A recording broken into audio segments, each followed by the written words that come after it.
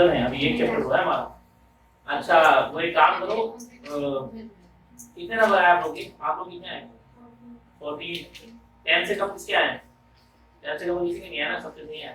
सही, इसको अच्छे से पढ़ लेना है इसको, और इसका टेस्ट दे देना। नेक्स्ट वीक का मसल वाला टॉपिक पढ़ लेना, मसल का स्ट्रक्चर और वो सब।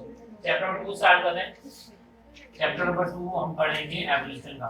थोड़ा सा चैप्टर इसलिए स्टार्ट करें।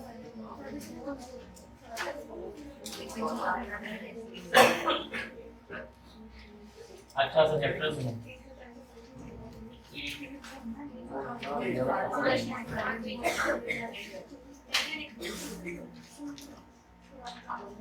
अच्छा एवोल्यूशन किसे कहते हैं यार?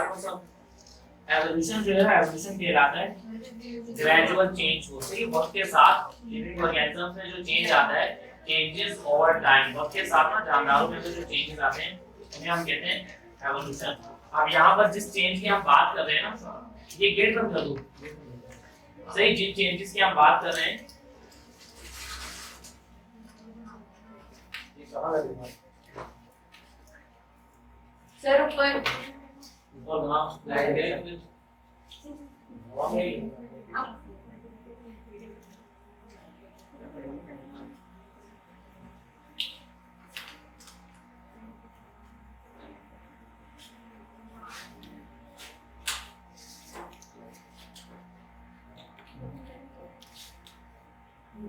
एरो सही से नहीं लगा।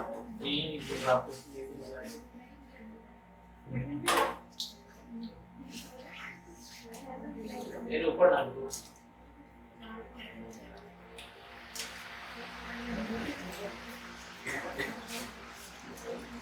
अच्छा देखो, एवोल्यूशन हम कहते हैं ग्रेजुअल चेंज को। सी, लिविंग ऑर्गेनिजम्स में वक्त के साथ ना चेंज आता है, उस चेंज को हम कहते हैं एवोल्यूशन। अब यहाँ पर हम उस चेंज की बात नहीं कर रहे जो लिविंग ऑर्गेनिज्म है वक्त के साथ बचपन से एज में आता है। सही, उसे हम ग्रोथ कहते हैं। यानी छोटा बच्चा जो होता है वक्त के साथ बड़ा हो रहा होता है ना, इसे तो ग्रोथ कहा जाता है। ये एवोल्यूशन नहीं कहलाता। एवोल्यूशन का मतलब होता है एक ऑर्गेनिज्म में, एक जानदार में इतना चेंज आ जाना, इतनी तब्दीली आ जाना कि वो किसी दूसरी तरह के जानदार में कन्वर्ट हो जाए। इसे हम कहते हैं एवोल्यूशन। यानी मंकीज का, बंदरों का इतना चेंज आ जाना, मंकी क्या था कि वो पूरा इंसान बन जाए। या फिर जो वो है ना रेप्टाइल्स जो होते हैं, रेप्टाइल क्रोकोडाइल वगैरह, उनमें इतना चेंज आ जाए कि वो बर्ड्स में, परिंदों में कन्वर्ट हो जाए। तो इस तरह के चेंजेस होते हैं ना, एक जानदार से दूसरे जानदार में जो चेंज हो जाता है, इस तरह का प्रोसेस कहलाता है एवोल्यूशन। इसे हम क्या कहते हैं? एवोल्यूशन कहते हैं। एवोल्यूशन को सिंपली डिवाइड करोगे ना तो एवोल्यूशन को दूसरा से एवोल्यूशन हम कहते हैं चेंजेस ओवर टाइम को।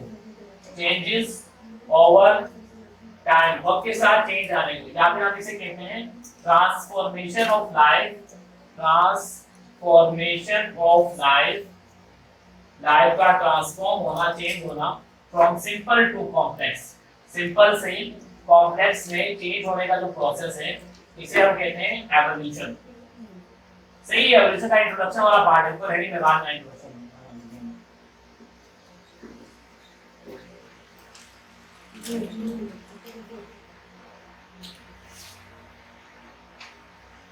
आप लोगों को याद नहीं रहा है, पहले टॉपिक लिखा रहे हैं।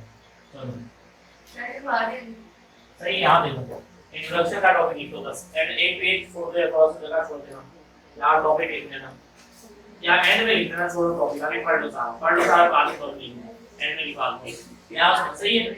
तो इंट्रोडक्शन जो है हमारे पास, ये चेंज और टाइम, वक्त के साथ लिविंग ऑर्गेनिज्म में चेंज आएगा, उसे एवोल्यूशन कहते हैं। या लाइफ का ट्रांसफॉर्म होना, लाइफ का चेंज होना, सिंपल से कॉम्प्लेक्स में चेंज होना, ये क्या कहलाता है? एवोल्यूशन कहलाता है। अब आज से ना 100-150 साल पहले, यानी 19वीं सदी में, उस टाइम पर ना दो नजरिए थे लोगों के एवोल्यूशन को लेकर। एक नजरिया था जो कहलाता है थ्योरी ऑफ स्पेशल क्रिएशन, एक नजरिया था जो कहलाता था थ्योरी ऑफ स्पेशल क्रिएशन, और एक नजरिया था लोगों का जो कहलाता था theory of evolution. Theory of evolution, theory of evolution वालों का मानना ये था कि दुनिया में एवोल्यूशन हुई है, मतलब लिविंग ऑर्गेनिजम्स एक फॉर्म से दूसरी फॉर्म में कन्वर्ट होते हैं, एक से दूसरे में कन्वर्ट हो जाते हैं। थ्योरी ऑफ स्पेशल क्रिएशन वालों का मानना ये था कि दुनिया में एवोल्यूशन नहीं हुई, मतलब एक फॉर्म से दूसरे फॉर्म में कोई कन्वर्ट नहीं हुआ। ये सारी बात बस साइंटिस्ट ने खुद से बना ली, ऐसा कुछ भी नहीं है।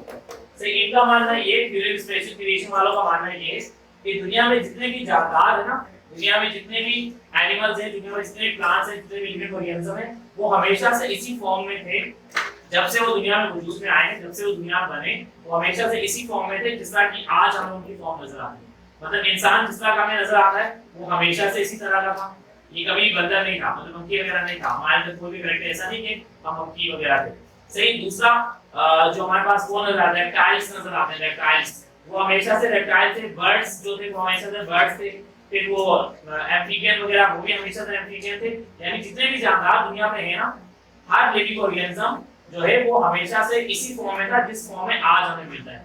यानी लिविंग ऑर्गेनिज्म ना जब वजूद में आए थे वो इसी फॉर्म में थे जिसका आज है। कई हजारों साल पहले जब भी दुनिया में स्पेशल क्रिएशन वालों का मानना यही है कि हर एक जानदार को ना स्पेशली गॉड ने क्रिएट किया है। गॉड ने मतलब अल्लाह ताला ने क्रिएट करके, बना के, तख्लीक करके दुनिया में छोड़ा है, दुनिया में भेजा है। ऐसा भी हो सकता है कि सबको एक ही साथ दुनिया में छोड़ा हो, या ऐसा भी हो सकता है अलग अलग टाइम पे छोड़ा हो। मतलब पहले दूसरे एनिमल्स को छोड़ दिया, फिर बाकी एनिमल्स को छोड़ने के बाद दुनिया जब अच्छे से डेवलप हो गई, फिर इंसानों को यहाँ पर भेज दिया, आदम अलैहिस्सलाम को यहाँ पर भेज दिया। सही। तो इनका मानना ये है कि हर एक ऑर्गेनिज्म को स्पेशली गॉड ने क्रिएट किया है। एक जानदार जो है, जो आज हमें नजर जिस तरह का नजर आ रहा है, ये हमेशा से इसी तरह का है। इनमें कोई चेंज नहीं है। हमारे अंदर कोई चेंज नहीं है, हम हमेशा से इसी तरह के, यानी हमारे अंदर कोई भी एवोल्यूशन का प्रोसेस नहीं हुआ। आदम अलैहिस्सलाम ये जो हमारे पास जैसे दुनिया में इंसान जो बना था पहला वाला, वो भी हमारी तरह, मतलब हमारी शेप का, हमारे साइज का ही होता था।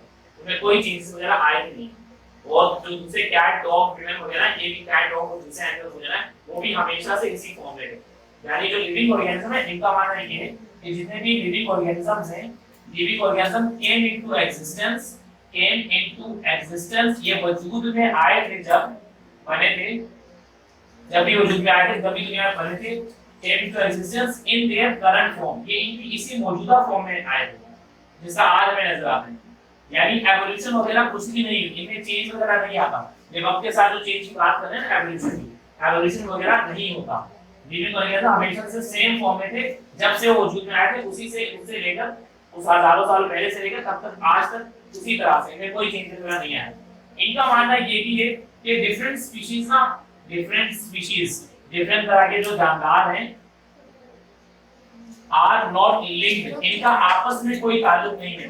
यानी ह्यूमन का मंकी से कोई ताल्लुक नहीं है, मंकी से इवॉल्व होकर इंसान नहीं बना। रेप्टाइल्स का बर्ड से कोई ताल्लुक नहीं है, रेप्टाइल्स जो होते हैं ना, जो क्रोकोडाइल वगैरह, इनका परिंदों से कोई ताल्लुक नहीं है। वरना साइंटिस्ट के हिसाब से ना, एवोल्यूशन वालों के हिसाब से रेप्टाइल से बर्ड्स बने हैं। रेप्टाइल्स ने अपने अंदर चेंजेस किए और उससे क्या बना, बर्ड बने। पढ़िए आप लोगों ने सेकंड चैप्टर में नहीं पढ़ा? अच्छा सही। तो उनका मानना ये है एवोल्यूशन वालों का कि रेप्टाइल्स जो हैं, रेप्टाइल्स जो क्रोकोडाइल वगैरह हैं, उनसे बर्ड बना है, उनसे एक परिंदा बना था बाद में, शुरू में, स्टार्टिंग में। तो डिफरेंट स्पीशीज जो है आपस में लिंक नहीं है, इनका ताल्लुक बिल्कुल भी नहीं है, इनका मानना ये है। दूसरा एक और चीज इनका मानना ये है, इनके हिसाब से एवरी लिविंग ऑर्गेनिज्म, जितने भी दुनिया के जानदार हैं, every living organism is specially created by God, उसे स्पेशली क्रिएट किया है, उसे स्पेशली तख्लीक किया गया, बनाया गया है, specially created by God, God ने उसे स्पेशली क्रिएट किया है।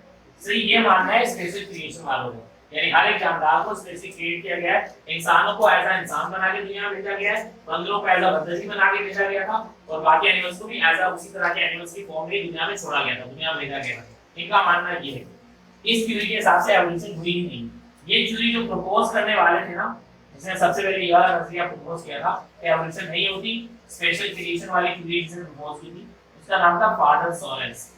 फादर सोरेस वो है जिन्होंने सबसे पहले इस थ्योरी को प्रपोज किया, इन्होंने थ्योरी प्रपोज की।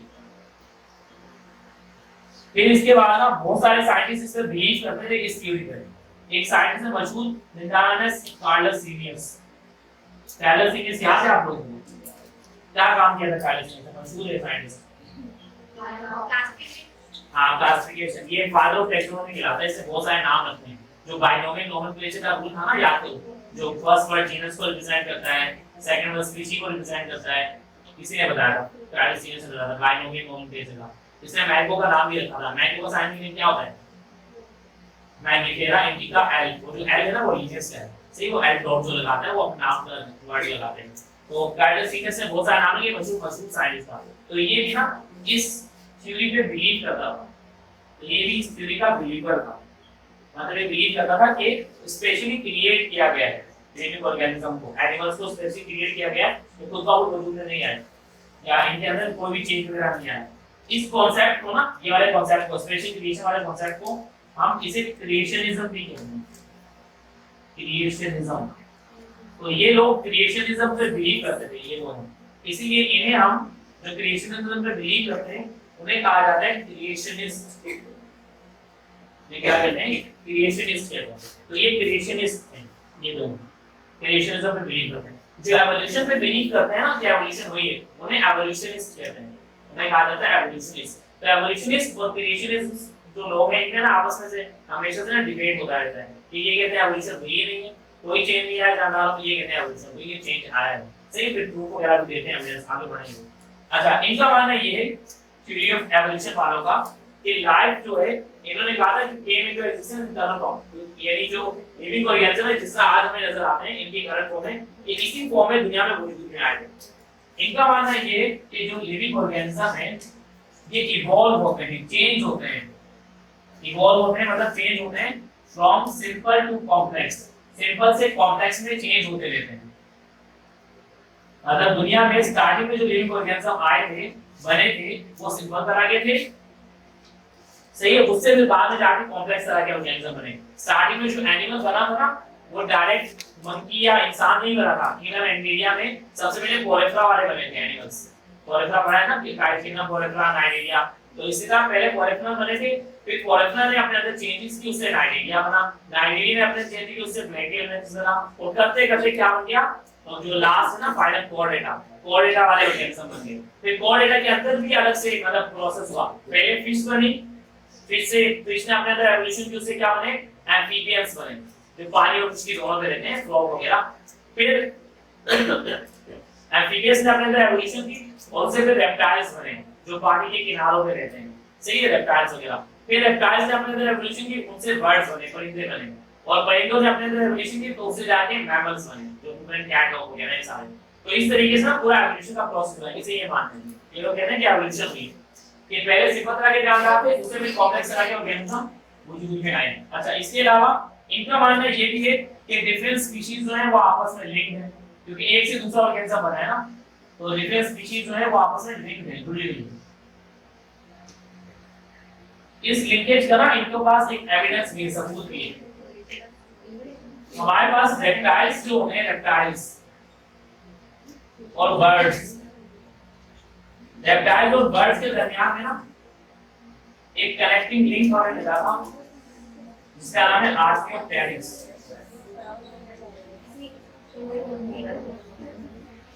आर्कियोप्टेरिक्स यहाँ से हमारे पास रेप्टाइल्स मौजूद होते हैं। रेप्टाइल्स के क्या क्या कैरेक्टर होते हैं, रेप्टाइल्स के जो फीचर देखोगे ना, रेप्टाइल्स में दांत होते हैं, बहुत स्ट्रांग होते हैं उनके, सही है, उनके ऊपर क्लॉज वगैरह होते हैं, उनके पास क्लॉज होते हैं, स्किन के ऊपर स्केल्स होते हैं रेप्टाइल्स की बॉडी में। तो ये सारे रेप्टाइल्स के कैरेक्टर हैं। बर्ड के कैरेक्टर क्या होते हैं, बर्ड के पास विंग्स होते हैं, बीक होती है, दांत वगैरह, वो दांत नहीं होते, बीक चोंच होती है, और बॉडी के ऊपर फेदर्स होते हैं, विंग्स होते हैं उड़ने के लिए। तो ये बर्ड के कैरेक्टर है। अब हमें ना पत्थरों के अंदर से, जर्मनी के पत्थर को जो तोड़ा गया ना, पत्थरों को, तो पत्थरों को तोड़ के पत्थर के अंदर से एक प्रिंट मिलता है, प्रिंट, प्रिंट मतलब एक छाप मिलती है सिर्फ एक ऑर्गेनिज्म की। वो जो ऑर्गेनिज्म जिसकी प्रिंट मिली ना, वो ऑर्गेनिज्म ये कहलाता है आर्कियोप्टेरिक्स। उस आर्कियोप्टेरिक्स की एक प्रिंट हमें मिली, छाप मिली है। उस प्रिंट को देखकर हमने उसे डिजाइन किया कि कैसा नजर आता होगा, क्योंकि हड्डियां नहीं मिली, हड्डियां वगैरह सब खत्म हो गई हैं, डिसॉल्व हो गई, क्योंकि वो जो स्केलेटन था ना, मतलब जो फॉसिल मिला था, इसे फॉसिल कहते हैं ना, जो पुराने ऑर्गेनिज्म की चीजें मिल जाती है ना, ऐसे ऑर्गेनिज्म की जो दुनिया से खत्म हो चुके हैं, उनकी जो भी हमें बचकाया चीजें मिलेंगी ना, उन्हें हम फॉसिल्स कहते हैं। तो हमें एक फॉसिल मिला, हमें पत्थर के अंदर से एक प्रिंट मिला, जिस प्रिंट को देख के हमने एक एनिमल डिजाइन किया। तो देखा, पता चला कि वो जो एनिमल था वो, उसका नाम आर्कियोप्टेरिक्स हमने रखा, और कहा इसके पास से हमने उसके फीचर देखे। उसके पास हमने देखा उसके पास विंग्स भी प्रेजेंट थे, विंग्स प्रेजेंट थे, जो उसका बर्ड वाला कैरेक्टर था। उसका बीक प्रेजेंट थी, चोंच प्रेजेंट थी, जो उसका बर्ड वाला कैरेक्टर था। उसकी बीक के अंदर ना दांत प्रेजेंट थे, टिप प्रेजेंट थे, बीक थी लेकिन बीक के अंदर दांत थे। अब दांतों को प्रेजेंट होना किसका कैरेक्टर है, रेप्टाइल का कैरेक्टर, सही है। फिर दूसरा, उसके जो विंग्स थे ना, विंग्स, फोर आर्म्स होते हैं ना, क्या होते हैं, फोर लिम्स, जो आगे वाले लिम्स होते हैं, उससे ना विंग्स होते हैं। परिंदों में विंग्स, जो जहां पर विंग्स होंगे ना, उससे उड़ते हैं। तो उनके आगे ना क्लॉज नहीं होते, जब ये पकड़ने वाले जो क्लॉज होते हैं ना, ये वगैरह नहीं पाए जाते, पंजे नहीं पाए जाते आगे हाथों में। परिंदों के सिर्फ पिछले पांव में पंजे होते हैं, लेकिन रेप्टाइल्स के पास आगे और पीछे दोनों तरफ पंजे होते हैं। इसके पास अगले वाले हाथों में भी पंजे थे, मतलब यहाँ पर रिंग्स थी, रिंग्स खत्म हो रही थी और उसके बाद आगे ना पंजरा था, मतलब क्लॉज थे। तो क्लॉज का प्रेजेंट होना ये इसका क्या था, रेप्टिलियन कैरेक्टर था। मतलब इसके पास कुछ कैरेक्टर्स ऐसे थे जो ये बताए थे कि ये रेप्टाइल, कुछ कैरेक्टर ऐसे थे जो ये बताए थे कि ये बर्ड है। सही, तो ये दरअसल ना बीच का कनेक्टिंग लिंक बन गया था। मतलब ये लिंक बन गया था कि ये साबित करा था साइंटिस्ट ने फिर इसे ना एज अ प्रूफ साबित किया, सामने लेकर आए कि ये जो हमें मिला आर्कियोप्टेरिक्स से इस बात का सबूत है कि पहले दुनिया में रेप्टाइल्स होते थे, रेप्टाइल्स ने अपने अंदर एवोल्यूशन की, चेंज लाया और वो आर्कियोप्टेरिक्स में कन्वर्ट हो गया। इसमें कन्वर्ट हो गया आर्कियोप्टेरिक्स में। जब आर्कियोप्टेरिक्स में कन्वर्ट हुआ इसके बाद कुछ कैरेक्टर रेप्टाइल वाले बच गए, कुछ कैरेक्टर न्यू बन गए, बर्ड वाले कैरेक्टर बन गए। फिर इसके जो बर्ड्स वाले कैरेक्टर थे वो डोमिनेंट आ गए, मतलब डोमिनेंट मतलब वो एक्सप्रेस हो गए अच्छे से, और इसके जो रेप्टाइल वाले कैरेक्टर थे वो डिसअपीयर हो गए, खत्म हो गए। और जो इसके बर्ड वाले कैरेक्टर वो अच्छे से डोमिनेंट आ गए। तो ये मुकम्मल तौर पे किसमें कन्वर्ट हो गया, बर्ड में। तो पहले दुनिया में रेप्टाइल्स थे, रेप्टाइल से आर्कियोप्टेरिक्स बना, आर्कियोप्टेरिक्स से फिर बर्ड बना, और आर्कियोप्टेरिक्स दुनिया से वैनिश हो गया, मर गया, मतलब वो दुनिया में सर्वाइव नहीं कर पाया, आगे रह नहीं पाया। इसीलिए से उसकी हड्डियां मिलती हैं, हड्डियां भी नहीं, उसका जो प्रिंट मिलता है पूरा एक जानदार नहीं मिलता देखने को, ऐसा जानदार नहीं है सिवा दोनों के फीचर हो। सही, तो इसलिए ये सिर्फ एक वो है फॉसिल है ना, पुराने जानदार का एक प्रिंट मिला हुआ। तो ये दरअसल ना वो है कनेक्टिंग लिंक है कि दोनों स्पीशीज आपस में क्या है, लिंक्ड है, जुड़ी हुई हैं। इसी तरह ना जो मंकी होते हैं ना, मंकी जो मंकी वगैरह होते हैं, सही, जो मंकीज होते हैं सर एसपी क्या है, स्पीशीज, हाँ मंकीज जो होते हैं ना, और जो हमारे पास होमो सेपियन है, होमो सेपियंस किसे कहते हैं, इंसानों को। सही, जो होमो सेपियंस है ना, वो जो मंकी वगैरह है, इनके दरमियान में ना एक कनेक्टिंग लिंक मिला था जिसका नाम है होमो इरेक्टस। मतलब एक ढांचा मिला जो दिखने में ना उसका हेड जो था वो मंकी की तरह का था, हेड, लेकिन बाकी जो पार्ट्स मिले थे वो सारे ह्यूमन की तरह थे। यानी एक ढांचा मिला, ढांचे को स्टडी किया, पता चला कि इसका ऊपर वाला पार्ट मंकी की तरह है और बाकी इसके बहुत सारे फीचर जो है इंसानों की तरह है। उसका नाम था होमो इरेक्टस, होमो इरेक्टस। तो होमो इरेक्टस को ना कनेक्टिंग लिंक माना जाने लगा कि पहले मंकी से होमो इरेक्टस बना होगा, फिर होमो इरेक्टस से क्या बना होगा, होमो सेपियन, इंसान बना होगा। फिर ये होमो इरेक्टस दुनिया से वैनिश हो गया, खत्म हो गया, इसकी सिर्फ हड्डियां मिलती हैं, मतलब ये दुनिया में नहीं रह पाया और ये इंसान हमें देखने को मिल जाता है। मतलब मंकी से एक और होगी क्या अपना इंसान बना हुआ, इस तरीके से। तो ये एवोल्यूशन के ना बहुत सारे प्रूफ ये देते हैं, लेकिन ये प्रूफ गलत है, हम आगे बताऊंगा आपको गलत है। सही है, अभी ये ना ये प्रूफ इसका बहुत सारे हमें एविडेंस वगैरह मिलते हैं कि एवोल्यूशन हुई है। तो थ्योरी एवोल्यूशन वालों का मानना ये है कि लिविंग ऑर्गेनिज्म इवॉल्व होते हैं सिंपल से कॉम्प्लेक्स में, सिंपल से कॉम्प्लेक्स फॉर्म में इवॉल्व होते हैं, डिफरेंट स्पीशीज आपस में लिंक है, इनका आपस में ताल्लुक है। और जो पहला लिविंग ऑर्गेनिज्म बना था ना, पहला लिविंग ऑर्गेनिज्म वो बना था हमारे पास, इन्होंने बताया कि फर्स्ट लिविंग ऑर्गेनिज्म जो बना था वो बना था एबायोजेनेसिस से। एबायोजेनेसिस किसे कहते हैं, बायोजेनेसिस का मतलब है, बायोजेनेसिस का मतलब होता है, बायोजेनेसिस का मतलब होता है लिविंग ऑर्गेनिज्म से किसी दूसरे लिविंग ऑर्गेनिज्म का बनना, ये क्या कहलाता है, बायोजेनेसिस कहलाता है।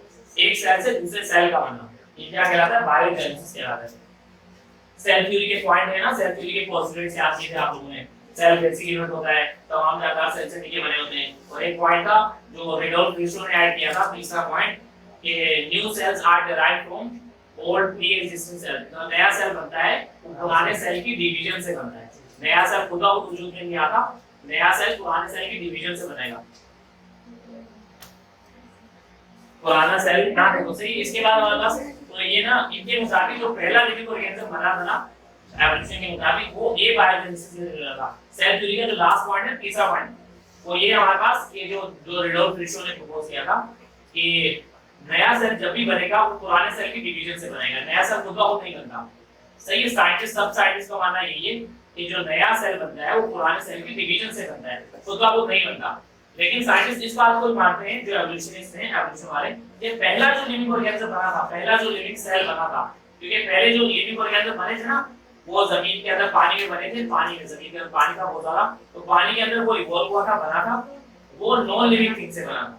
नॉन लिविंग थिंग से मतलब हाइड्रोजन, ऑक्सीजन, नाइट्रोजन, ये सारे मॉलिक्यूल पानी में मौजूद थे, बस ये स्पॉन्टेनियसली सारे आपस में जुड़ गए और जुड़ के वहां पर एक छोटा सा ऑर्गेनिज्म बन गया, फर्स्ट लिविंग ऑर्गेनिज्म, यानी एबायोजेनेसिस हो गई। एबायोजेनेसिस मतलब नॉन लिविंग से एक लिविंग ऑर्गेनिज्म बन गया, नॉन लिविंग से लिविंग ऑर्गेनिज्म का बन जाना, ये कहलाता है एबायोजेनेसिस। और एबायोजेनेसिस के जरिए जो पहला लिविंग ऑर्गेनिज्म बना था ना, उन्हें हम कहते हैं आर्कियंस। आर्कियंस बने थे। आर्कियंस पढ़ा है ना आप लोगों ने फर्स्ट में? आर्कियंस, आर्कियोबैक्टीरिया। बैक्टीरिया दो तरह के होते हैं ना, एरोबिक एनारोबिक। वो जो आर्कियोबैक्टीरिया होते हैं, आर्कियंस होते हैं, और एक यू बैक्टीरिया, टू बैक्टीरिया होते हैं जो आज दुनिया में पाए जाते हैं। आर्कियंस वो बैक्टीरिया हैं जो दुनिया में सबसे पहले बने हैं। ये सिंपल तरह के थे, यूनिसेलुलर थे, एक सेल से मिलके बने होते थे, एक सेल वाले जानदार थे, इनके सेल में न्यूक्लियस भी नहीं था, मतलब ये प्रोकैरियोटिक ऑर्गेनिज्म थे। तो सबसे पहले दुनिया में ये आर्कियंस आए थे। सबसे पहले कौन आए थे? आर्कियंस यूनिसेलुलर बैक्टीरिया होते हैं, एक सेल वाले प्रोकैरियोटिक बैक्टीरिया होते हैं। आगे लिखेंगे सारा, लेकिन ये दुनिया में सबसे पहले आए थे। सही, सिंपल तरह के बैक्टीरिया। फिर इन्होंने अपने अंदर एवोल्यूशन की, और इनके अंदर एवोल्यूशन होते होते इसी से ना सारे लिविंग ऑर्गेनिज्म वजूद में आए। अदर लिविंग ऑर्गेनिज्म, बाकी तमाम तरह के लिविंग ऑर्गेनिज्म इसी से बने। मतलब आर्कियंस से आगे जाके चेंजेस की, इसी से सारे पौधे बने, इसी से सारे एनिमल्स वगैरह बने। तो सारी एवोल्यूशन ना यहाँ से स्टार्ट हुई। मतलब आर्कियंस सबसे पहले दुनिया में बने थे और उसी से सारे लिविंग ऑर्गेनिज्म बने। तो पहला लिविंग ऑर्गेनिज्म जो दुनिया में बना था वो आर्कियंस थे, आर्कियोबैक्टीरिया थे। आर्कियोबैक्टीरिया नहीं बताएंगे, ये दुनिया बने। तो इनका मानना ये था, थ्योरी ऑफ एवोल्यूशन वालों का, कि लिविंग ऑर्गेनिज्म सिंपल से कॉम्प्लेक्स में इवॉल्व होते हैं, डिफरेंट स्पीशीज आपस में जुड़ी हुई हैं, क्योंकि एक से जब दूसरा ऑर्गेनिज्म बनेगा तो आपस में लिंक है ना, कनेक्शन है उनका, एक से दूसरा बना है। आर्कियन सबसे पहले दुनिया में इवॉल्व हुए, दुनिया में बने थे। इस थ्योरी को मानने वाले, इस थ्योरी को प्रपोज करने वाले जो थे, जिसने थ्योरी प्रपोज की थी, उनका नाम है जॉर्ज बफन। जॉर्ज बफन। जॉर्ज बफन वो साइंटिस्ट है जिसने सबसे पहले ना एक पूरा एक मॉडल प्रपोज किया था, बताया था, एक पूरा क्या कहते हैं उसे, मैप बना के दिया था, जिसे हम कहते हैं geological time scale. Geological time scale का इसने, इस साइंटिस्ट ने, जॉर्ज बफन ने सबसे पहले एक पूरा जियोलॉजिकल टाइम स्केल दिया था। एक पूरा मतलब ना गोल साइड वो मैप बना के दिया था, जिसमें ये नजर आ रहा था कि सबसे पहले दुनिया में कौन आए थे, बैक्टीरिया आए थे, फिर बैक्टीरिया मरे, फिर उसके बाद वहां पर दूसरे तरह के दूसरे ऑर्गेनिज्म बने, फिर वो डायनासोर्स भी आए थे, फिर डायनासोर भी मर गए, फिर दूसरे तरह के ऑर्गेनिज्म बने, आइस एज आ गई, मतलब पूरी दुनिया जम गई, फिर दोबारा से लिविंग ऑर्गेनिज्म बने, करते करते ना एट टाइम जाके इंसान बन गया था। तो पूरी एवोल्यूशन था ना, इसने सबसे पहले कांसेप्ट किया था जॉर्ज बफन ने, जियोलॉजिकल टाइम स्केल के जरिए। आप लोग बुक में ना, आप लोग बुक में पहले ही पेज, टाइटल पेज है ना, उसमें पूरा बना हुआ है एवोल्यूशन का, लोग हुआ है ना टाइटल पेज, पहला जो पेज है उसके ऊपर ये टाइम स्केल बना हुआ, बहुत सही घूम रहा है, तो उसके ऊपर सारा दिख रहा है ना, ये डायग्राम में क्या क्या बन रहा था, एट दैट जाके वो बनेगा। ओके, बुलाओ उसमें 128 निकालो, पेज नंबर 128 127। आप लोग लिखते ना, ये रहा जो चैप्टर है ना,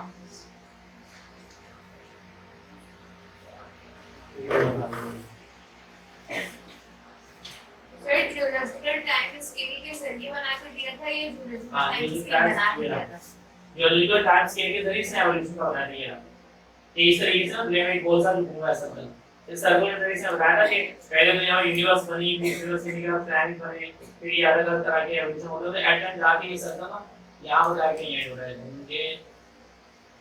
ये रहा यहाँ पर एंड हो रहा है, यहाँ पर इंसान बनेगा, ये रहा यहाँ पर ह्यूमन बनेगा, मंकी और ह्यूमन बना हुई है, तो ये घूम के यूं जा रहे हैं। तो एक पूरा एक टाइम स्केल से बताया था इस जॉर्ज बफन ने।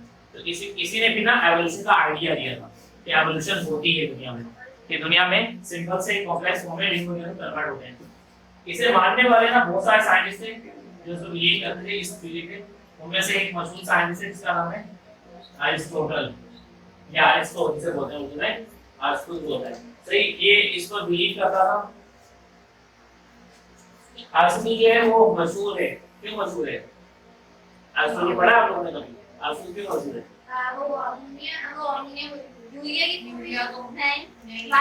तो मैडम थ्योरी है, वाइटल फोर्स थ्योरी, ये वो है फादर ऑफ बायोलॉजी है, ये है फादर ऑफ बायोलॉजी, बायोलॉजी की स्टडी से स्टार्ट की। तो फादर ऑफ बायोलॉजी ये भी इसी पे बिलीव करता था कि दुनिया में एवोल्यूशन हुई है, दुनिया में एवोल्यूशन हुई है। और भी बहुत सारे साइंटिस्ट हैं, उनमें से दो मशहूर साइंटिस्ट हैं, एक का नाम है लेमार्क एंड दूसरे का नाम है डार्विन। लेमार्क एंड डार्विन, ये दो मशहूर साइंटिस्ट हैं जो इस थ्योरी पे बिलीव भी करते थे, और इन्होंने इस थ्योरी के लिए, इस थ्योरी को सही साबित करने के लिए बहुत सारा काम भी किया। इन्हें एवोल्यूशनिस्ट कहते हैं। इस चैप्टर में इस इन्हीं की दोनों की थ्योरी पढ़नी है, एवोल्यूशन किस तरीके से हुई है, Lamarck and Darwin.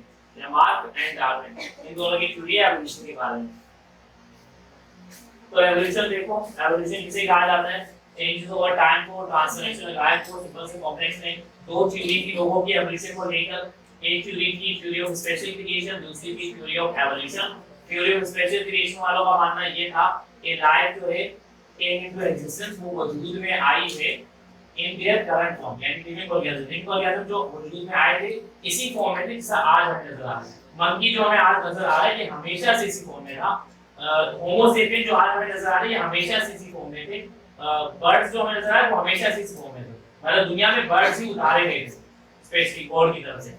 Different species का आपस में कोई ताल्लुक नहीं है, ये बर्ड्स का रेप्टाइल से ताल्लुक नहीं है, बर्ड्स स्पेशली क्रिएट करके दुनिया में भेजा गया था। होमो सेपियन का मंकी से कोई ताल्लुक नहीं है, होमो सेपियन को स्पेशली क्रिएट करके दुनिया में छोड़ा गया था।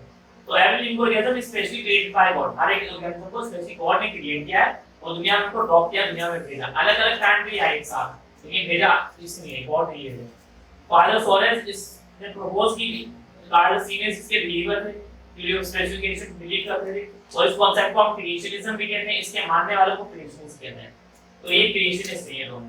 एमसीक्यू आता है कि ना which one of the following is creationist या which one of the following believe on creationism. तो उसमें एमसीक्यू में ऑप्शन होंगे एरिस्टोटल, लेमार्क, डार्विन और लिनियस। तो लिनियस पे निकलेगा, क्योंकि लिनियस बिलीव करता था क्रिएशनिज्म पे और वो क्रिएशनिस्ट था। तो ये साइंटिस्ट के नाम इसके इम्पोर्टेंट है, याद रखना। थ्योरी ऑफ एवोल्यूशन के जो मानने वाले हैं, थ्योरी ऑफ एवोल्यूशन पे जो मानते हैं, थ्योरी ऑफ एवोल्यूशन के जो मानने वाले हैं उन्हें हम एवोल्यूशनिस्ट कहते हैं, एवोल्यूशनिस्ट। इनके मुताबिक लिविंग ऑर्गेनिज्म जो इवॉल्व हुए सिंपल से कॉम्प्लेक्स में, मतलब दुनिया में जब शुरू में जानदार बने थे वो सिंपल तरह के थे, उन्होंने अपने अंदर एवोल्यूशन की और फिर वो कॉम्प्लेक्स तरह के जानदार में कन्वर्ट हुए। सही, दुनिया में हमेशा से कॉम्प्लेक्स तरह के जानदार नहीं थे। दुनिया में सबसे पहले कोरेफरन बल्कि ये आर्कियंस बने थे, फिर आर्कियन के अंदर चेंज आते आते आते आते कोरेफरा बना होगा, फाइनल कोरेफरा वाले ऑर्गेनिज्म, फिर कोरेफरा से नाइजीरिया और करते करते फिर जाके कॉर्डेटा वाले बने। और कॉर्डेटा के अंदर भी सबसे पहले फिश बनी थी, फिश के अंदर चेंजेस आके एम्फीबियन बने, एम्फीबियन में चेंज आके रेप्टाइल, रेप्टाइल से बर्ड, बर्ड से मैमल्स बने।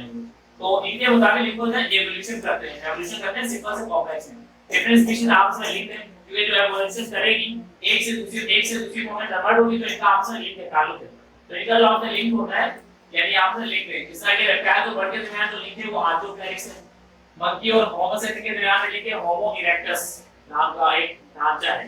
ये भी हमारे पास ढांचा था, ढांचा मतलब फॉसिल था। सही, फॉसिल उसे कहते हैं जो पुराने जानवरों के पीछे चीजें रह जाती हैं। तो ये दोनों जो है फॉसिल जो बता रहे हैं कि रेप्टाइल बर्ड से लिंक है, रेप्टाइल बर्ड से लिंक, रेप्टाइल से पहले आर्थ्रोपैरिक्स बना, फिर आर्थ्रोपैरिक्स से बर्ड बना, बर्ड बने होंगे, फिर आर्थ्रोपैरिक्स दुनिया से खत्म हो गया, वैनिश हो गया।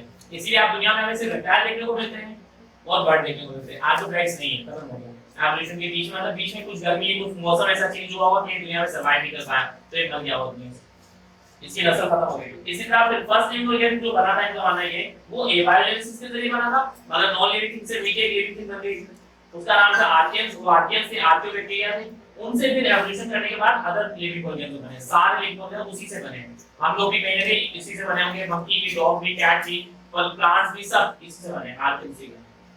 अच्छा, जॉर्ज बफन जो था, जॉर्ज बफन ने जियोलॉजिकल टाइम स्केलिंग दिया था पूरा, उस टाइम स्केल के जरिए इसने आईडिया दिया था, एवोल्यूशन का कॉन्सेप्ट दिया था कि एवोल्यूशन हुई है दुनिया में। फिर अरिस्टोटल इसको बिलीव करते थे, जो फादर ऑफ बायोलॉजी है। लेमार्क और डार्विन भी इसी थ्योरी पे बिलीव करते हैं और इन सबको हम एवोल्यूशनिस्ट कहते हैं। सही, इन दोनों के नाम से, ये वैसे तो बहुत सारे हैं, इन दोनों के नाम से क्योंकि लेमार्क और डार्विन ने बहुत ज्यादा काम भी किया है एवोल्यूशन के बारे में।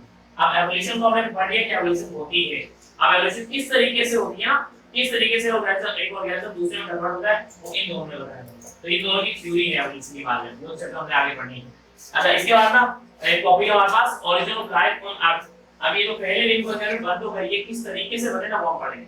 ये सबसे पहले हुआ क्या था, बिग बैंग हुई, किस तरीके से बने, वो पूरा एक कांसेप्ट है ओरिजिन ऑफ लाइफ का। जल्दी से लिखो, जल्दी लिखो ओरिजिन ऑफ लाइफ का एक टॉपिक है।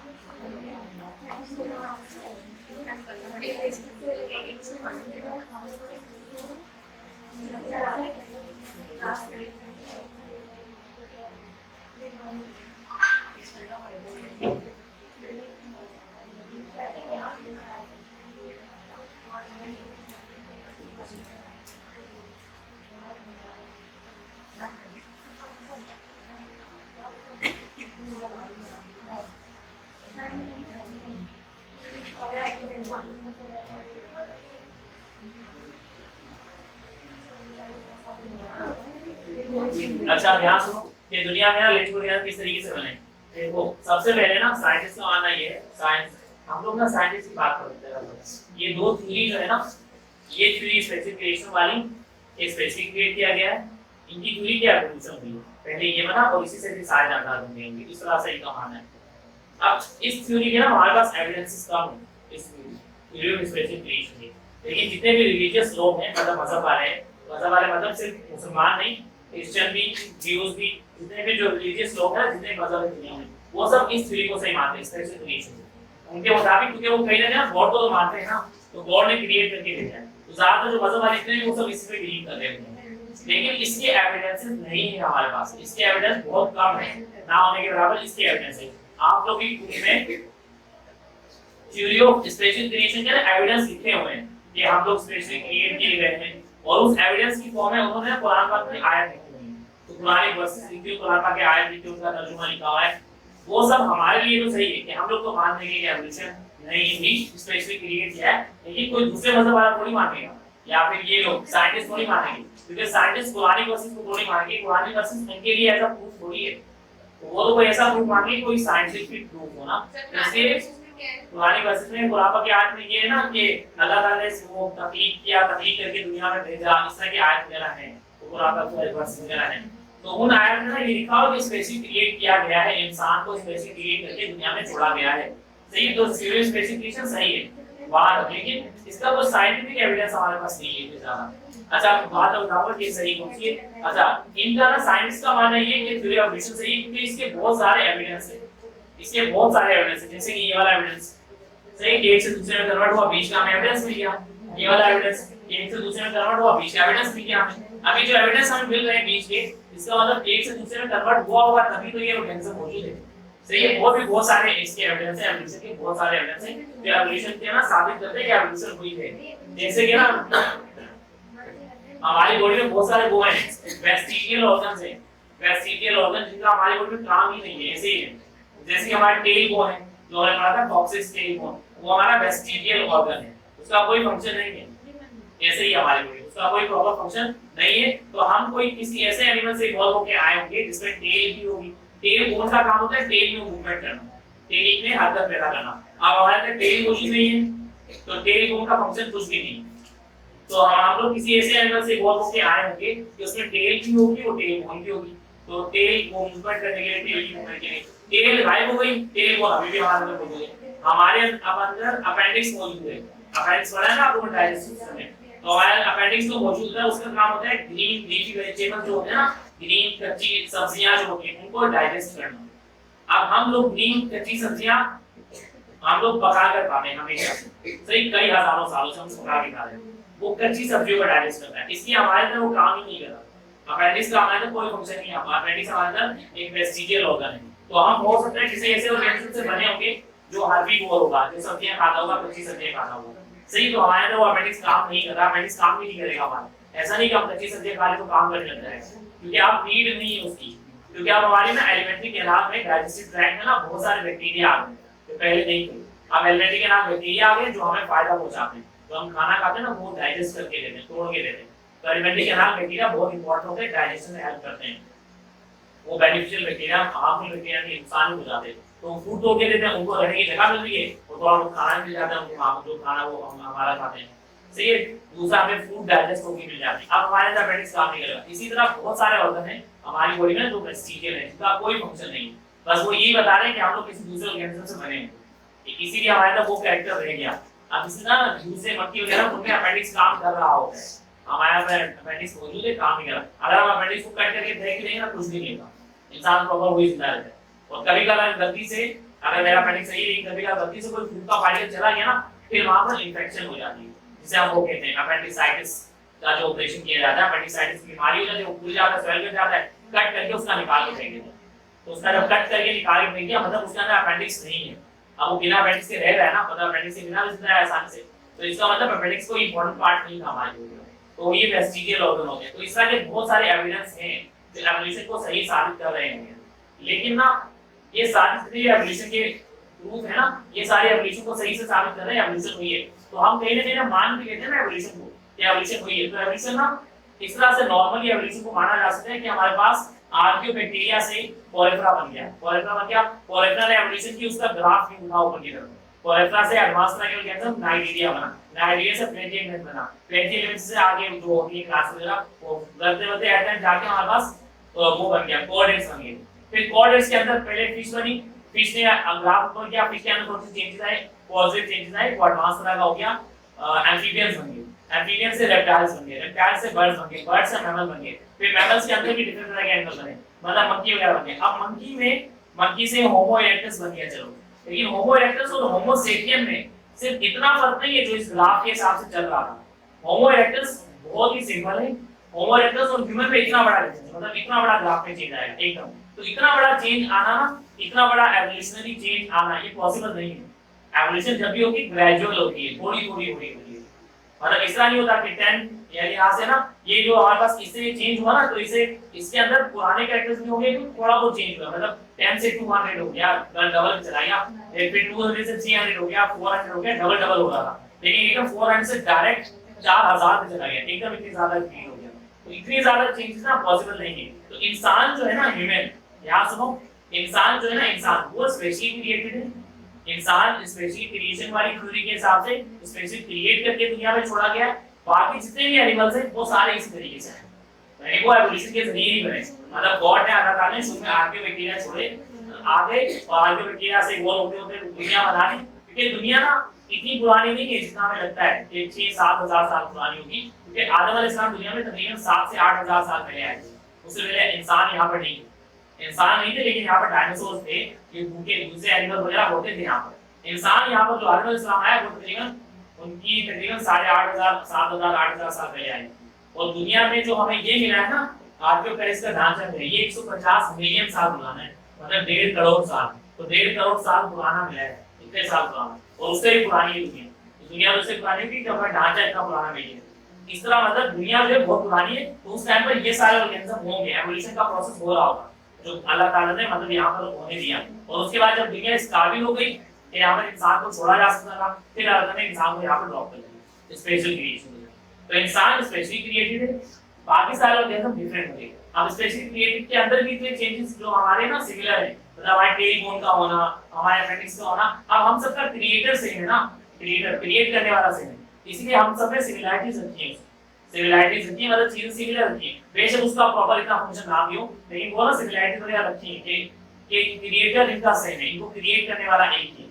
तो इसीलिए ना सिमिलरिटीज वगैरह होती हैं। और बाद में आगे जाके वो भी पता चल जाएगा। तो अब तक यही है। तो दो थ्योरीज है ना, इनमें कंपैरिजन था पहला।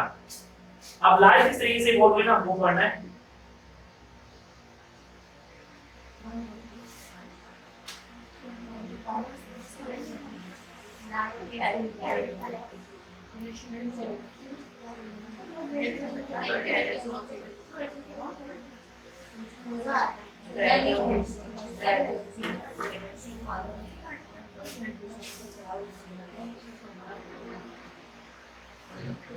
अच्छा यहाँ सुनो, देखो सबसे पहले दुनिया जो बनी थी ना, वो अब साइंस के साथ देखिए ना, तो दुनिया जो तकनीक की गई थी वो ना बिग बैंग के जरिए वजूद में आई थी। वो जो हम लोगों ने सुना है 7 दिन में दुनिया बनी, 7 दिन 7, ऐसा नहीं हुआ। और ऐसा इस्लामिक मॉडल भी है, 7 दिन में नहीं बनी थी, 7 स्टेजेस में बनी थी हमारी दुनिया, 7 स्टेजेस में। वो स्टेजेस का जिक्र है, डेज का जिक्र नहीं है, दिन का जिक्र नहीं है, मॉडलों का जिक्र है। तो 7 स्टेजेस में अल्लाह ताला ने दुनिया को बनाया। अब अलग अलग स्टेज में अलग अलग काम किए होंगे, जमीन बनाई, जो बनाए।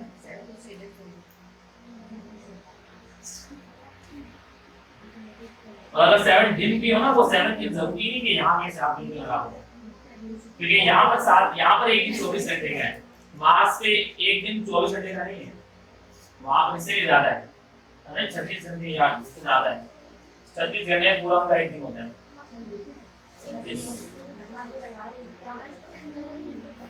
36 से ज्यादा होगा तकरीबन 36 घंटे। 36 घंटे में एक दिन होता होगा, मतलब 18 घंटे रात 18 घंटे आप वही नहीं रहता ना, इसलिए कोई नहीं सकता। 24 घंटे बर्दाश्त करते हैं, 30 घंटे कैसे बर्दाश्त करोगे? अच्छा हाँ, टॉपिक हेडिंग लगाओ, ओरिजिन ऑफ लाइफ। लाइफ की ओरिजिनेशन किस तरीके से हुई?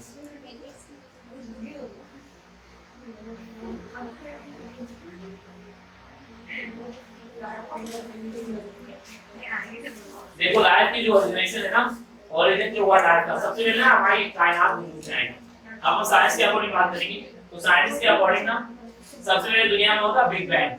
सही है, बिग बैंग थ्योरी जो है ना एक नजरिया है जो बताता है कि दुनिया किस तरीके से वजूद में आई, यानी कायनात हमारी यूनिवर्स किस तरीके से वजूद में आई थी। तो ये हमारे पास एक थ्योरी है जो कहलाती है बिग बैंग थ्योरी, जो बताती है कि किस तरीके से दुनिया वजूद में आई थी। अब बिग बैंग थ्योरी वालों का कहना ये है कि एक छोटा सा पार्टिकल था, छोटा सा मास वाला पार्टिकल जिसका वेट होता है, मास होता है, तो मास वाला बहुत ही स्मॉलेस्ट पार्टिकल था, उसके ऊपर ह्यूज अमाउंट में, बहुत ज्यादा अमाउंट में एनर्जी को ना फेंका गया। जब एक छोटे से ऑब्जेक्ट पे बहुत ज्यादा एनर्जी ड्रॉप की जाती है ना, तो एकदम वो फैल जाता है, मतलब एकदम टूट जाता है, छोटे छोटे जर्रों में फैल जाता है। अब वो छोटे छोटे जर्रों में टूट जाता है, लेकिन उस पे इतनी ज्यादा जो एनर्जी फेंकी गई थी ना, वो सारी एनर्जी भी उस पे फटने की वजह से बड़ा सा धमाका हुआ। उस एनर्जी की वजह से उस धमाके को हम बिग बैंग कहते हैं, बड़ा सा धमाका होना। तो छोटी से ऑब्जेक्ट पे जब ह्यूज अमाउंट ऑफ एनर्जी फेंकी जाती है तो ये बड़ा सा धमाका होता है, उसे हम कहते हैं बिग बैंग। तो बिग बैंग की वजह से ना वो जो एनर्जी थी ना, वो एनर्जी जाया नहीं हुई, वो एनर्जी इस मास के टकराने की वजह से वो भी मास में कन्वर्ट हुई, मतलब ये डिफरेंट तरह के प्लैनेट वगैरह बन गए उसकी वजह से। तो एक पूरा सा बड़ा सा धमाका हुआ जिसे हम बिग बैंग कहते हैं। उस बिग बैंग के नतीजे में ना ये हुआ तकरीबन 13-14 बिलियन साल पहले, मतलब 13,000 करोड़ साल पहले। तो दुनिया ना अलग अलग ना यूनिवर्स वजूद में आ गई उस धमाके की वजह से। एक बड़ा सा धमाका हुआ, छोटे से ऑब्जेक्ट पे बहुत ज्यादा एनर्जी ड्रॉप करने की वजह से एक बड़ा सा धमाका हुआ, बिग बैंग हुआ, जिससे पूरी यूनिवर्स वजूद में आ गई और यूनिवर्स फैलती जा रही है, एक्सपैंड होती जा रही है, मतलब दुनिया जो फैल गई है। और अभी तक हमने पूरी यूनिवर्स ऑब्जर्व नहीं की कि दुनिया है कितनी बड़ी, दुनिया नहीं कायनात कितनी बड़ी, यूनिवर्स कितनी बड़ी। तो बड़ी सी यूनिवर्स बनी, उस यूनिवर्स में बहुत सारी गैलेक्सीज बनी, जो गैलेक्सी होती है जिसमें बहुत सारे प्लैनेट होते हैं। उनमें से एक गैलेक्सी बनी जिसका नाम है मिल्की वे गैलेक्सी। उस मिल्की वे गैलेक्सी पे हम लोग रहते हैं। उस मिल्की वे गैलेक्सी में भी बहुत सारे सोलर सिस्टम हैं, और उन सोलर सिस्टम में हमारा सोलर सिस्टम ये वाला जिसमें 8 प्लैनेट हैं। तो 8 प्लैनेट्स और एक सेंटर में सन, एक ये वाला प्लैनेट है हमारा जो सोलर सिस्टम कहलाता है, ये वाला। उस सोलर सिस्टम में भी बहुत सारी चीजें बनी, सोलर सिस्टम बना। उस सोलर सिस्टम के अंदर एक तीसरे नंबर पे हमारा प्लैनेट बना जिसका नाम अर्थ है, और अर्थ के अंदर पूरी है ना गोल सी अर्थ एक प्लैनेट सा बन गया, इसमें बहुत ज्यादा पानी था शुरू में ना, यहाँ पर 30% पानी, अभी तो 30% 27% इतना है पानी सही दुनिया में, लेकिन उस टाइम पे यहाँ पर 70-80% पानी था, मतलब पानी से भरी हुई थी हमारी दुनिया, बहुत ज्यादा वाटर था। लेकिन ये पानी ना हर वक्त बॉईल हो रहा था, हर वक्त उबल रहा था, क्योंकि सनलाइट से जो रेडिएशन आती थी ना, पहले हमारी जमीन के अराउंड ओजोन लेयर नहीं थी। ओजोन लेयर जो होती है ना, जो लाइट फिल्टर करके वापस लेके जाते हैं, सही, ओजोन लेयर नहीं थी पहली बार। दूसरा, कार्बन डाइऑक्साइड गैस इतनी ज्यादा थी ना हमारे एटमॉस्फेयर में, कार्बन डाइऑक्साइड गैस की वजह से टेंपरेचर बढ़ता है, जितनी ज्यादा कार्बन डाइऑक्साइड गैस उतना टेंपरेचर बढ़ेगा, क्योंकि वो ग्रीन हाउस गैस है ना, तो हीट को एब्जॉर्ब करती है। तो CO2 का लेवल बहुत ज्यादा था, पहली चीज। दूसरा, ओजोन लेयर नहीं थी, जिसकी वजह से सनलाइट डायरेक्ट आती थी। सनलाइट जब डायरेक्ट आती है ना, बहुत ज्यादा टेंपरेचर होता है, इतना टेंपरेचर कि दुनिया का टेंपरेचर तकरीबन 120 से 150 डिग्री सेंटीग्रेड होता था। 120 से 150 डिग्री सेंटीग्रेड स्टार्टिंग में अर्थ का टेंपरेचर इतना था। फिर दुनिया का पानी हर वक्त बॉईल होता रहता, उबलता रहता था। इसे हम कहते हैं कि हमारी दुनिया ना हाइड्रोथर्मल वेंट थी। हाइड्रोथर्मल वेंट बोलते हैं वेंटिलेशन को, हीट में कन्वर्ट है, इसमें ना वो वेपर्स में कन्वर्ट होने को। तो वेंटिलेशन का प्रोसेस कंटीन्यूअसली हो रहा था, हमारा पानी हर वक्त बॉईल हो रहा था जमीन का। ये थ्योरी जो है ना वेंट हाइपोथेसिस कहलाती है। ये पानी हर वक्त बॉईल कर रहा था, 120 डिग्री सेंटीग्रेड टेंपरेचर था। अब वहां पर ना स्पॉन्टेनियसली, मतलब अचानक खुद ब खुद ना ये बायोजेनेसिस हो गई। वहां पर पानी में छोटे छोटे जरात मिलके आर्कियोबैक्टीरिया बन गए, आर्कियंस बन गए, यूनिसेलुलर ऑर्गेनिज्म बने, एक सेल वाले खुद ब खुद बन गए। सो स्पॉन्टेनियसली बन गए, स्पॉन्टेनियसली मतलब अचानक से खुद ही बन गए। ये बायोजेनेसिस हो गई। हाइड्रोजन, हीलियम, बहुत सारे जो अंदर होते हैं ना एटम वगैरह, वो जुड़ गए और वहां पर एक यूनिसेलुलर ऑर्गेनिज्म बनाते हैं जिसका नाम है आर्कियंस या आर्किया। वो आर्कियोबैक्टीरिया दुनिया में डेवलप हो गए। अब आर्कियन बैक्टीरिया क्यों डेवलप हुए, आप लोग क्यों कह रहे हैं कि आर्कियन डेवलप हो गए? क्योंकि आर्कियन बैक्टीरिया वो वाइड रहने वाले जो 120 से 150 डिग्री सेंटीग्रेड टेंपरेचर पे सर्वाइव कर सकते हैं। आज भी दुनिया में जो आर्कियन बैक्टीरिया होते हैं ना, वो 150 डिग्री सेंटीग्रेड सर्वाइव कर लेते हैं। जो गर्म आप चाह रहे हैं ना हॉट स्प्रिंग्स, जो पानी निकल रहा है गर्म गर्म जमीन से, उनमें ये पाए जाते हैं आर्कियोबैक्टीरिया। तो आर्कियोबैक्टीरिया शुरू में यही दुनिया में इवॉल्व हुए थे, और भी बहुत सारे प्रूफ मिले जिससे पता चलता है ये दुनिया में सबसे पहले आए थे। तो सबसे पहले आर्कियोबैक्टीरिया दुनिया में इवॉल्व होकर बन गए, यानी खुद ब खुद स्पॉन्टेनियसली बन गए। फिर इन्होंने अपने अंदर चेंजेस किए, और चेंजेस करते करते अलग अलग तरह के ऑर्गेनिज्म वगैरह बने। ये स्टार्टिंग बने, और ये तकरीबन होगा 3.5 बिलियन साल पहले, सही 3.5 बिलियन को लिखेंगे तो उस टाइम पे ये इवॉल्व हुआ। फिर उसके बाद इससे अलग अलग तरह के प्रोसेस बने। पहले ये लिखो था, देखो ऑर्गेनिज्म लाइफ है ना, सबसे पहले हुई बिग बैंग। जो बिग बैंग हुआ, बड़ा सा एक धमाका हुआ था, वो हुआ था तकरीबन 13 to 14 बिलियन ईयर अगो। ये BY है ना, बिलियन ईयर अगो, बिलियन साल पहले। तो 13 to 14 billion year ago big bang हुई। बिग बैंग के नतीजे में यूनिवर्स की डेवलपमेंट हुई, यूनिवर्स की फॉर्मेशन हुई, यूनिवर्स फॉर्म हुआ, और यूनिवर्स में हमारी अर्थ की फॉर्मेशन हुई, जमीन पर। सही, अर्थ की फॉर्मेशन बिग बैंग से। फिर इसके बाद जो स्टार्टिंग में अर्थ थी, लड़के बातें को यहाँ देखो, स्टार्टिंग में जो अर्थ थी, स्टार्टिंग में अर्थ का जो टेम्परेचर था वो बहुत ज्यादा इंक्रीज था, ज्यादा होता था, तकरीबन 122। स्टार्टिंग में जो अर्थ का टेम्परेचर था वो तकरीबन 120 डिग्री सेंटीग्रेड से लेकर 150 डिग्री सेंटीग्रेड होता था। और हमारा यहाँ पर जो वाटर था जमीन का, वो हर वक्त ना कंटिन्यूसली बॉइल कर रहा था, कंटिन्यूसली बॉइलिंग हो रही थी ऑफ वाटर, पानी कंटिन्यूसली बॉइल कर रहा था। यानी हमारी दुनिया ना हाइड्रोथर्मल वेंट बनी हुई है। हाइड्रोथर्मल वेंट ऐसे जगह को कहते हैं जहां पर कंटिन्यूसली पानी बॉइल कर रहा हो। तो हमारी दुनिया हाइड्रोथर्मल वेंट बनी हुई है। ये जो नजरिया है कि पानी कंटिन्यूसली बॉइल कर रहा है, ये नजरिया कहलाता है वेंट हाइपोथेसिस। सर आपने क्या लिखा है 13-14 बिलियन ईयर अगो? 13 से 14 बिलियन साल पहले, बिलियन ईयर अगो। सही है, बिलियन ईयर अगो, बिलियन साल पहले ये हुआ था।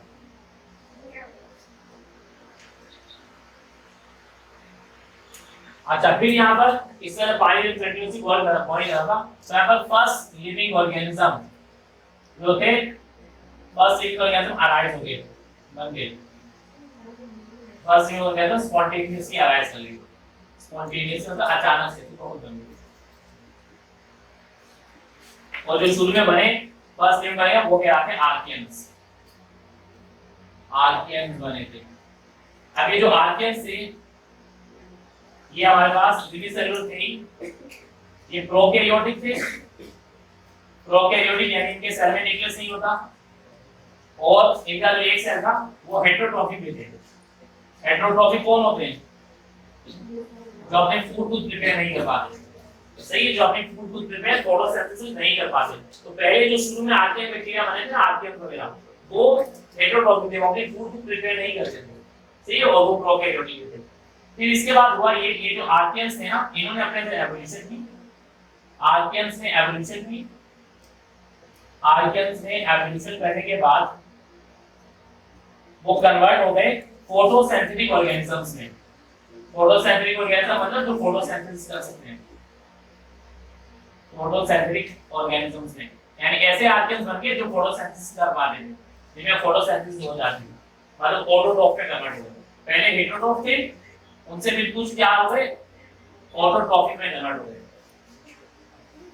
अब शुरू में बने थे ना ऑटोट्रॉफिक ऑर्गेनिज्म, फोटोसिंथेटिक ऑर्गेनिज्म, जो प्रिमिटिव टाइप ऑफ, प्रिमिटिव यानी शुरू में बढ़ने वाले प्रिमिटिव फोटोसिंथेटिक ऑर्गेनिज्म थे।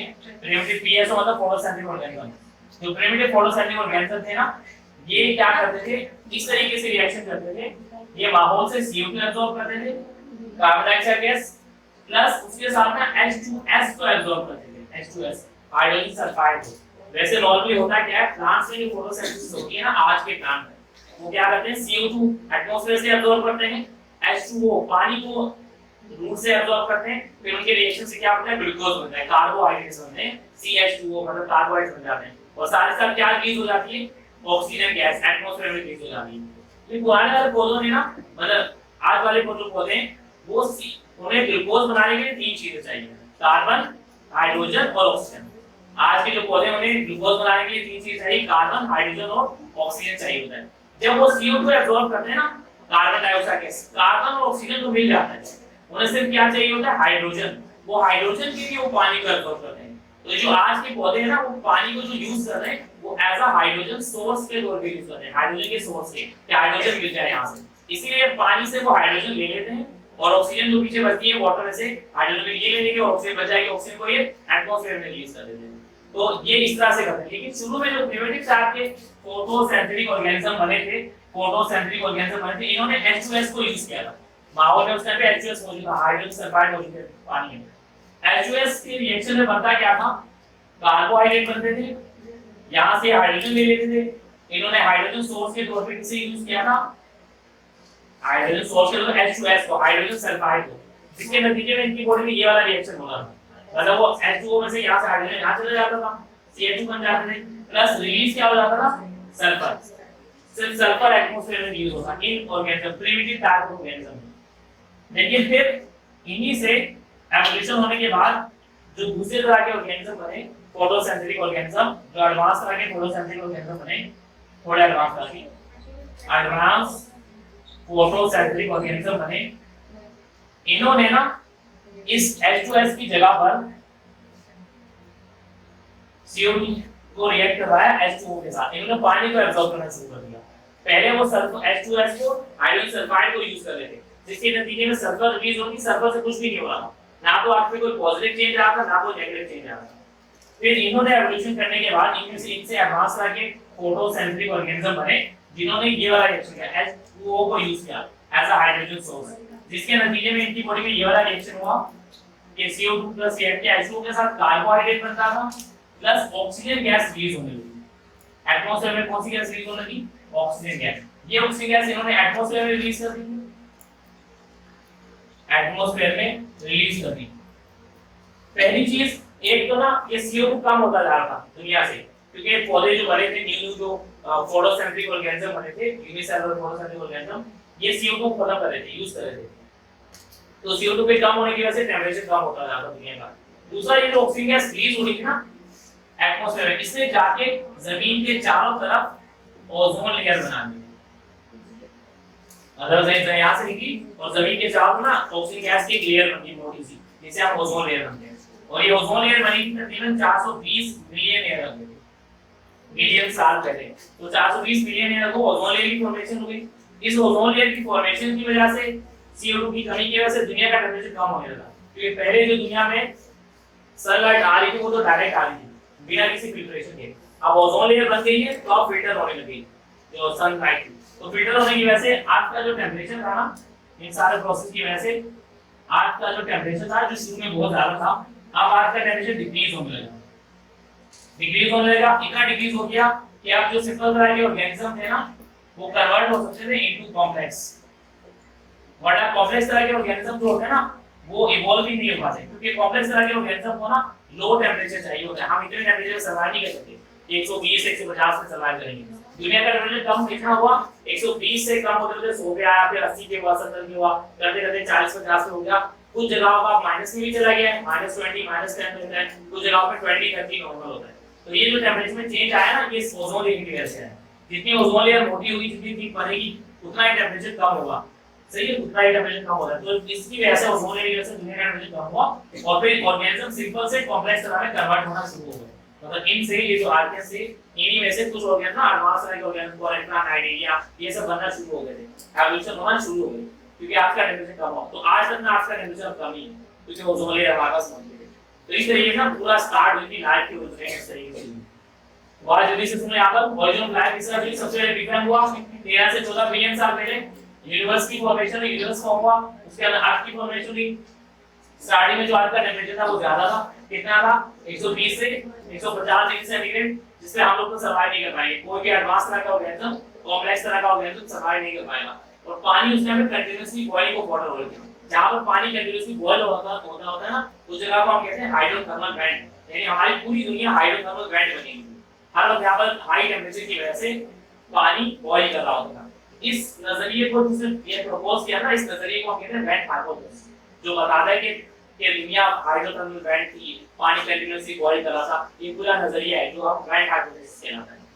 फिर इसके बाद फर्स्ट थिंग हो गया था खुद का खुद उस हाई टेंपरेचर वाले पानी में, जो वहां पर पानी बॉयल कर रहा था स्पॉन्टेनियसली, अचानक से खुद का खुद डेवलप हो गए, जिन्हें कहते हैं आर्कियंस। आर्कियन जो थे वो प्रोकैरियोटिक थे, यानी एक सेल था और एक सेल भी न्यूक्लियस वाला नहीं था, विदाउट न्यूक्लियस था, और ये हेटेरोट्रॉपिक थे, मतलब अपनी फूड की कुछ प्रिपेयर नहीं करते थे। फिर आर्कियंस में एवोल्यूशन की, आर्कियंस के अंदर चेंज आया और वो फोटोसिंथेटिक ऑर्गेनिज्म में कन्वर्ट हो गए, मतलब फोटोसिंथेसिस करने लगे। उनके कुछ ऑर्गेनिज्म ऐसे बन गए जो फोटोसिंथेसिस कर रहे थे, मतलब वो किसमें कन्वर्ट हो गए, ऑटोट्रॉपिक में। यानी स्टार्टिंग में जो लिविंग ऑर्गेनिज्म बने थे सिंपल वो क्या थे, हेटेरोट्रॉपिक थे, उनसे फिर क्या बने, ऑटोट्रॉपिक बने, उनसे ऑटोट्रॉपिक, शुरू में ऑटोट्रॉपिक नहीं थे। फिर ये ऑटोट्रॉपिक ऑर्गेनिज्म ना पहले प्रिमिटिव टाइप के थे, सिंपल तरह के फोटोसिंथेटिक ऑर्गेनिज्म थे। जो प्रिमिटिव टाइप के सिंपल तरह के फोटोसिंथेटिक ऑर्गेनिज्म थे वो ये वाला रिएक्शन करते थे, मतलब वो H2S को as a hydrogen source use कर रहे थे, जिसकी वजह से वो CO2 को H2S के साथ रिएक्ट करवाते थे।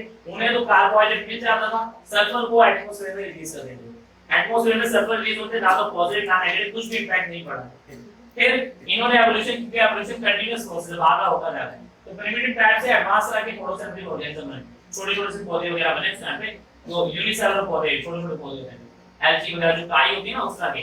तो ये ऑर्गेनिज्म बने, इन्होंने CO2 को रिएक्ट करवाया H2O के साथ, मतलब इन्होंने पानी को यूज करना शुरू कर दिया। पहले वाले जो थे वो H2S को, हाइड्रोजन सल्फाइड को यूज कर रहे थे, जिससे सल्फर रिलीज हो रहा था। इन्होंने H2O को यूज किया, जिसकी वजह से हाइड्रोजन तो यहाँ चला गया और क्या रिलीज होता गया, ऑक्सीजन। जैसे ऑक्सीजन गैस एटमॉस्फेयर में इन्होंने रिलीज किया कई हजारों सालों तक, क्योंकि बहुत हजारों सालों तक प्रोसेस हुआ, एक दो दिन में नहीं हुआ। ये देखो 13-14 बिलियन साल के थे, और ये जो फर्स्ट लिविंग ऑर्गेनिज्म अराइज हुआ है ना, कहां गया, आर्कियंस, आर्किया, ये हुआ है 3.5 billion year ago, 3.5 billion year ago, यानी 3.5 साल पहले, 3 करोड़ साल पहले, 3.5 करोड़ साल पहले, 3.5 करोड़ साल पहले उस टाइम पे आर्किया बना। फिर उसके बाद उसके अंदर ये सारी चीजें वगैरह आने के बाद ओजोन लेयर जब बनी ऑक्सीजन से, तो 420 मिलियन साल पहले, मतलब 4 करोड़ के 4 लाख साल पहले, तो 4 लाख साल पहले ये 420 मिलियन साल पहले ओजोन लेयर बनी। जैसे ओजोन लेयर की फॉर्मेशन हुई, सिंपल ऑर्गेनिज्म ये जो आर्किया वगैरह जो उस टाइम पे मौजूद थे ये एडवांस फॉर्म में कन्वर्ट होने लगे, सिंपल से कॉम्प्लेक्स ऑर्गेनिज्म बनने शुरू हो गए थे। सही है, तो ये इस तरीके से ना दुनिया में क्योंकि टेंपरेचर कम हुआ था, टेंपरेचर कम हुआ था क्योंकि कॉम्प्लेक्स ऑर्गेनिज्म सिर्फ कम टेंपरेचर पे ही रहते हैं, नॉर्मल टेंपरेचर में, इतने हाई टेंपरेचर में सर्वाइव नहीं कर सकते। अब पहले दुनिया में ना, पहले दुनिया में ये थे, पहले तो ये प्रोकैरियोट्स थे ना, फिर प्रोकैरियोट से यूकैरियोटिक ऑर्गेनिज्म बने सबसे पहले। प्रोकैरियोट से यूकैरियोट्स जो बने हैं ना, प्रोकैरियोट यानी विदाउट न्यूक्लियस वाले, यूकैरियोट्स यानी न्यूक्लियस वाले। तो प्रोकैरियोटिक सेल से यूकैरियोटिक सेल वाले ऑर्गेनिज्म किस तरीके से बने वो बाद में पढ़ेंगे, कि किस तरीके से बने, इसके बारे में शुरू है। तो किस तरीके से ऐसा जानना जिसमें न्यूक्लियस ही नहीं है वो ऐसे जानना में कन्वर्ट हो जाता है जिसमें न्यूक्लियस मौजूद हो जाता है। ठीक है, वो नेक्स्ट टॉपिक हमारा ये है कि प्रोकैरियोट से यूकैरियोटिक से तरीके से। तो पहला टॉपिक इंट्रोडक्शन वाला हो गया, एवोल्यूशन है क्या, दो थ्योरीज क्या है, और एक ओरिजिन ऑफ लाइफ का, ये लाइफ किस तरीके से पूरी ओरिजिनेट हुई थी जमीन पर। ये दो टॉपिक होंगे, इनको रेगुलर तरीके से इन दो टॉपिक को पढ़ना।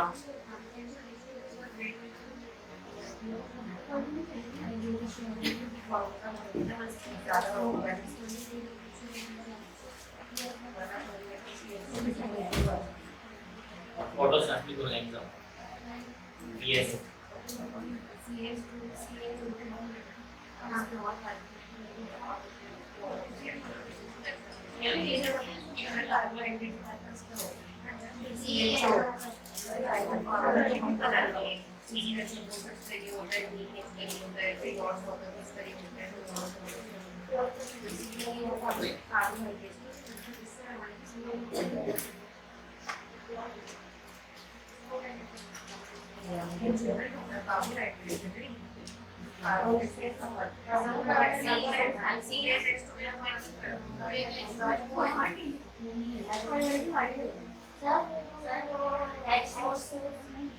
हाइड्रोजन सोर्स, इन्होंने हाइड्रोजन सोर्स को यहाँ से हाइड्रोजन लिया ना, इसको रिएक्ट करवाना।